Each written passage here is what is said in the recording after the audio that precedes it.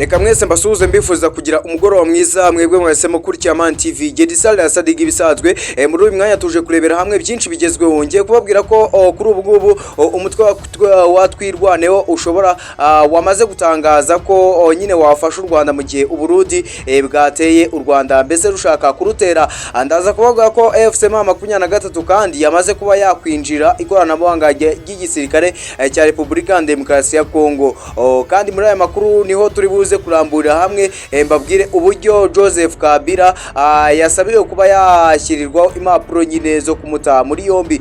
Nge Izabarasa iyi ni Maa23 nk'ibisanzwe gusa ariko reka mbisegureho nanabasaba imbabazi kuba nimerutse kuza ngo bagezeho amakuru, ariko kuri ubu ngubu icyo nakubwira ko nuko ibyo ndimo ndagutegurira ari byo byiza kuruta ari bya mbere, kubera ko ubu ngubu namaze kuba nagushyiraho undi muyoboro nyine uzajya ukugezaho noneho amakuru ari updates, amakuru mashyashya agezweho pani byo kuza tugatinda oya, buri nkuru yose igezweho izagica kuri uwo muyoboro. Uyu nguyu nawe uzakomeza gukora, niba warakanze subscribe nta kibazo byo rwose, uyu murongo wo uzakomeza gukora, ariko by'umwihariko wo uzajya ukora ku byegeranyo gusa. Rero uwo murongo wa Maa23 updates reba aho ngaho muri comment nyine no muri description hose nashyizemo, ubundi ugende ukoreho subscribe kugira ngo amakuru mashyashya n'ibiganiro tubategura abijye bikugeraho buri kanya. Nge Izabarasa mwese baha ikaze, reka turebere hamwe byinshi bigezweho muri uyu mwanya.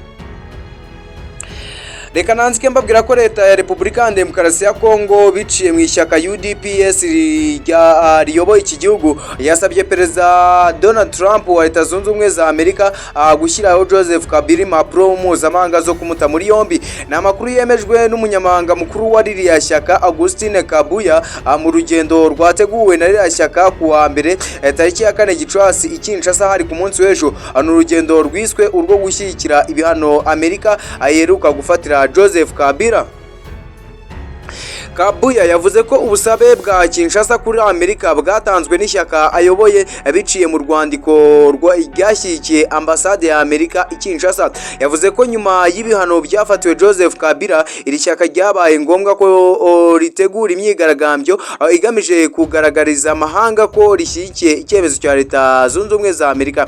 Yagize ati mu myigaragambyo twakoze twanasabye ubuyobozi bwa Amerika by'umwihariko Perezida Donald Trump kureba niba ubuyobozi bw'icyo gihugu bwatanga impapuro mpuzamahanga zo guta muri yombi Joseph Kabila. Ibi ngibi rero icyo biba bisobanuye nyamuneka ni ukuvuga ngo aho Joseph Kabila n'ubundi yajya hose, igihugu cyari cyo cyose n'ubundi bamuta muri yombi.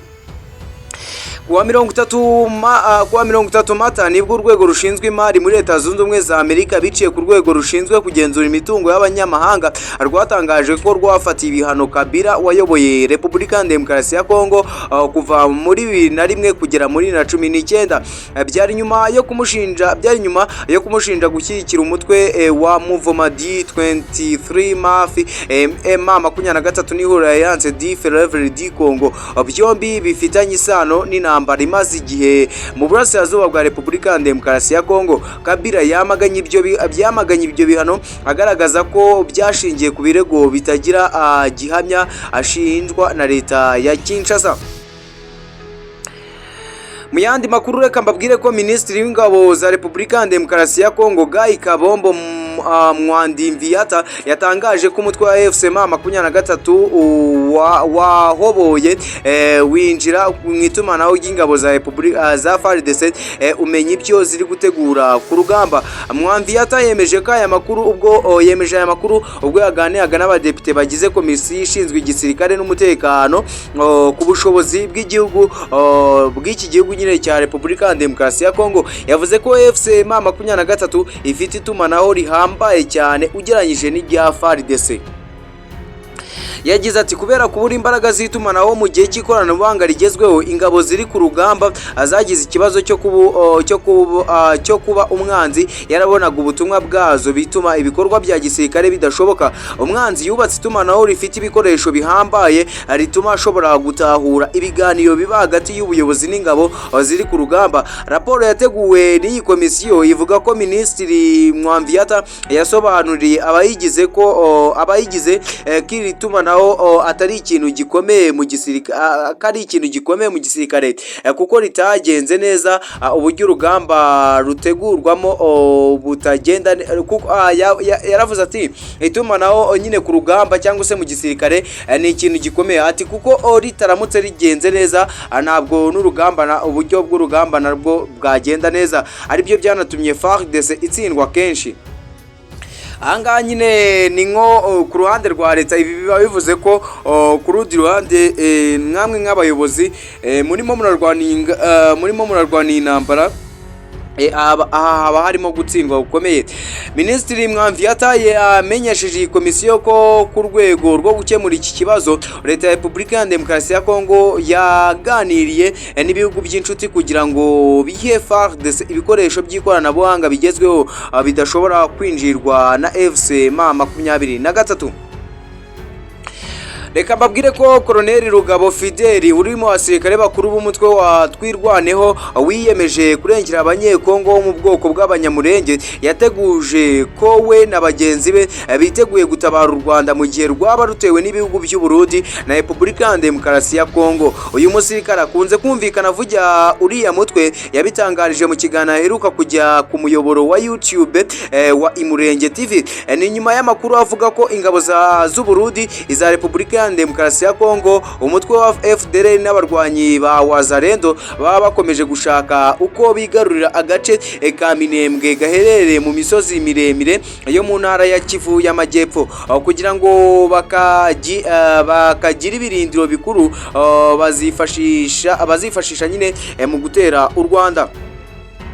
Rugabo yakuriye inzira ku murima zirangabo aziburira ko zitazigera na rimwe zikandagiza ikirenge muri Minembwe. Uyu musirikare yavuze ko bitumvikana ko Burundi bwashaka kwifashisha Minembwe ngo butere u Rwanda mu gihe bwakabaye bwifashisha agace ka Kibitoke gaherereye mu metero nke avuye nyine ku butaka bwarwo werekera mu Rwanda. Colonel Rugabo kandi yarahiye ko mu gihe u Rwanda rwaba rutewe Twirwaneho yiteguye kohereza ibrigade y'ingabo zayo zihariye zikarutabara. Yagize ati twebwe nituzemera ko u Rwanda ruterwa Twirwaneho, nituzemera ko u Rwanda ruterwa. Ndakurahiye Afande Sematama Charles, umuyobozi w'igisirikare cya Twirwaneho, azashyiraho yihariye tuzarutabara. Umunsi bazavuga ngo isasu rya mbere ryarashwe, brigade tuzazishyira standby, izahaguruka kandi tuzabatabara. Rugabo yavuze ko ntacyo u Rwanda rutakoreye abanyamurenge ku buryo rwaterwa n'abagambiriye kongera kurukoramo jenoside hanyuma ngo baceceke. Hano icyo Rugabo avuga murabizi, hano mu gihugu cy'u Rwanda harimo abanyamurenge, kandi abanyamurenge murabizi nabo bavuga ururimi rw'ikinyarwanda. Bashobora kuba ababa nyine hano mu gihugu cy'u Rwanda bakabaho mu mahoro, mu nzego za leta akazi barakabona nyine naho umunyamurenge ahejwe. Rero ahangaha uyu musirikare aravuga ati ntacyo rero u Rwanda rutakoreye aba baturage bacu b'abanyamurenge, ubwo rero nta watera u Rwanda ngo tumworohere. Yavuze ko FARDC ingabo z'u Burundi nabo bakorana bazarasa u Rwanda n'abatwirwaneho ubundi ibarase mu mugongo. Colonel Rugabo yashimiye Perezida Paul Kagame kuba ari we mukuru w'igihugu wenyine umaze igihe agaragaza akarengane n'ubwicanyi bumaze igihe bukorerwa abanyamurenge.